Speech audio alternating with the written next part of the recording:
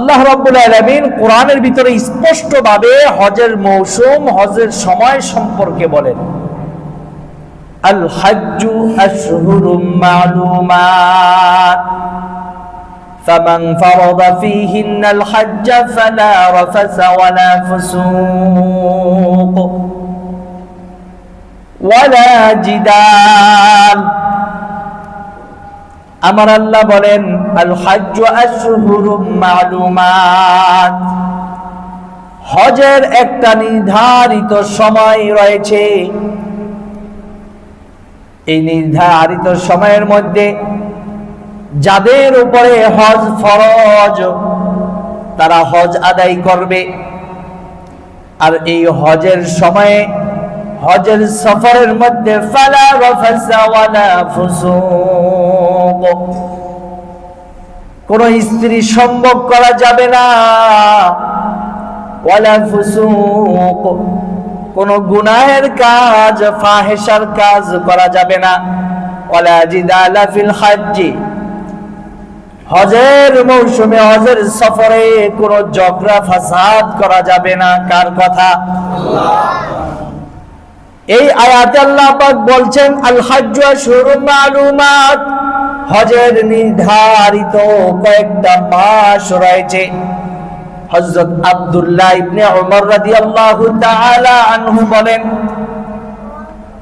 হে দুনিয়ার মানুষেরা, এই আয়াতের ভিতরে যে হজের মাসের কথা বলেছে, সেই হজের মাস কোনগুলি তোমরা কি জানো? আমি রাসূল থেকে শুনেছি, আল্লাহর রাসূল বলেছেন সেই হজের মাস হচ্ছে তিনটি। এই তিনটি মাসের মধ্যে এক নাম্বার মাস হচ্ছে রমজানের পরের মাস শাওয়াল মাস, তারপরে জিলকদ মাস, এরপরে জিলহজ মাস।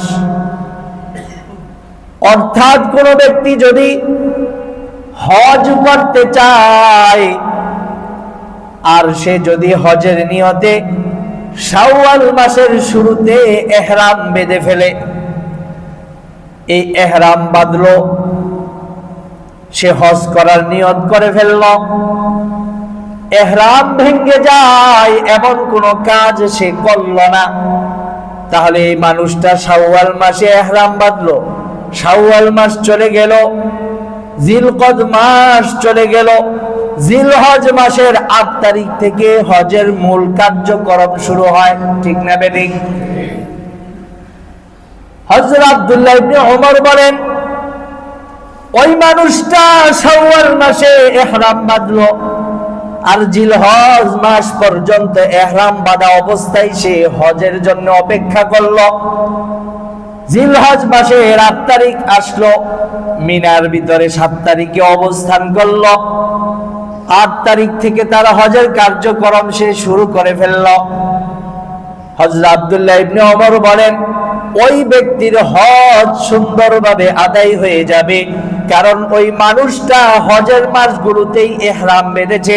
যদিও নাকি হজের মূল কাজের ২ মাস আগে সে ইহরাম বেঁধেছে, কিন্তু ইহরাম তো ভঙ্গ হয় এমন কোন কাজ সে করে নাই, তাহলে তার হজের নিয়ত ঠিক আছে, ইহরাম বাঁধাও ঠিক আছে, এখন হজ আদায় করতেছে, তার হজ হয়ে যাবে। বলেন সুবহানাল্লাহ। হজের মাস ৩টা মাস, সেটা আমরা এই হাদিস দ্বারা বুঝতে পারলাম। তবে হ্যাঁ, এই লম্বা সময় ইহরাম বেঁধে তারপরে হজ করা এটা মাকরুহ। এটা কি মাকরুহ? কেন? আমরা জানি ইহরাম বাঁধা অবস্থায় সেই স্ত্রী সম্ভোগ করতে পারবে না, সে সুগন্ধি ব্যবহার করতে পারবে না। পারবে? সে কোনো পশু পাখি, কোনো প্রাণী শিকার করতে পারবে না, নাজায়েজ, হারাম। কোনো ধরনের ঝগড়া ফাসাদ করা যাবে না, কোন ধরনের অশ্লীলতা বেহায়াপনার কাজ করা যাবে না। তাহলে অনেকগুলো কাজ যেগুলো ইহরাম বাঁধার আগে তার জন্য হালাল ছিল, এমন কাজগুলি ইহরাম বাঁধার পরে তার জন্য কি হয়ে যায়? হারাম হয়ে যায়। তাহলে লম্বা সময় একটা ব্যক্তি এই অবস্থায় থাকবে, থাকাটা তার জন্য অনেক কষ্টকর, ঠিক না বেটি? লম্বা 2 মাস 10 দিন 12 দিন, এভাবে 2 মাস 12 দিন তার জন্য ইহরাম বেঁধে থাকাটা কষ্টকর না? অবশ্যই কষ্টকর। সুতরাং আল্লাহ পাক তাকে চাপায়া দেয় না এই কষ্ট করার জন্য।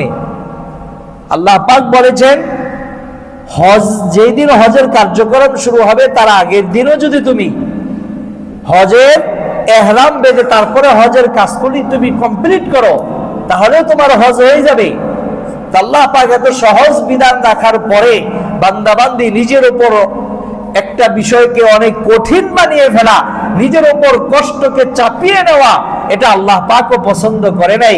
এজন্য ওলামায়ে কেরামগণ বলেন, কোন ব্যক্তি যদি শাওয়াল মাসে ইহরাম বেঁধে ওই জিলহজ মাসে গিয়ে হজ আদায় করে, হজ হয়ে যাবে, কিন্তু এই কাজটা নিজের উপর কষ্টসাধ্য চাপিয়ে নেওয়ার কারণে এটা তার জন্য কি হবে? মাকরুহ হবে, অপছন্দনীয়, এটা ঠিক না।